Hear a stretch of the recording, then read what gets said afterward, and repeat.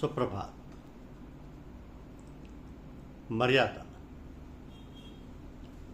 मर्यादा ईश्वर और गुरु में यही फर्क है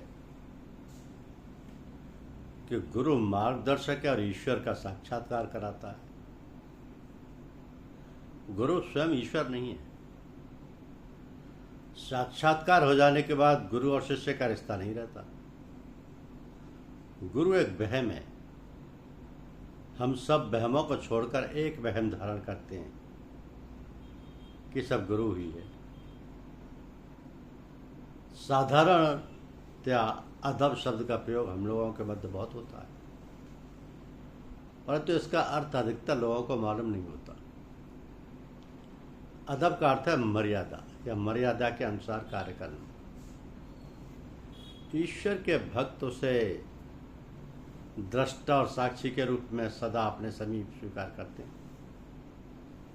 वो अन्य सभी लोगों में भी मौजूद है, इसलिए महात्मा लोग सभी के साथ, चाहे वह मालिक हो या नौकर हो या अच्छा हो या बच्चा हो, यथोचित ही व्यवहार करते हैं,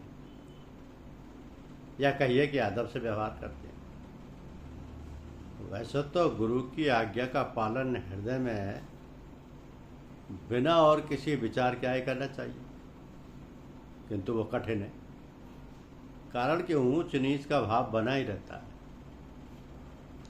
परंतु करना यही है और यही करना चाहिए।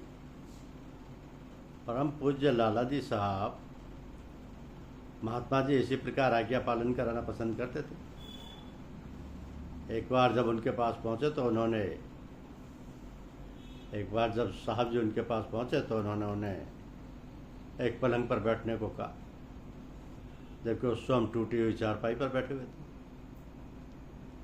तो चारपाई छोटी और नीची भी थी।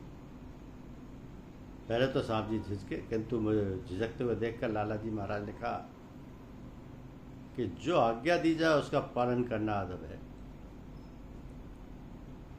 तो बिना किसी हिचकिचाहट के साहब जी उस पर बैठ गए। अब इसे यूँ समझना चाहिए कि और कोई दूसरा ख्याल लाए बिना आज्ञा पालन अदब है। तो ये संसार तो वो है जिसमें माया मोह रूपी जल बड़े वेग से बह रहा है।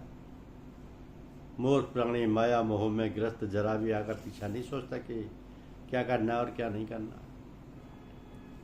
यह भी नहीं विचार करता कि जो करने जा रहा हूं उसका परिणाम क्या होगा, और वह उसमें फंस जाता है। तो बिना विचारे हुए माया मोह में, अब यह माया मोह इतने प्रबल होते हैं कि एक बार इनके चंगुल में फंस जाने पर आदमी किम कर्तव्य विमूढ़ हो जाता है, और तब यही चरितार्थ होता है कि मर्ज बढ़ता गया ज्यों ज्यों तबाह की।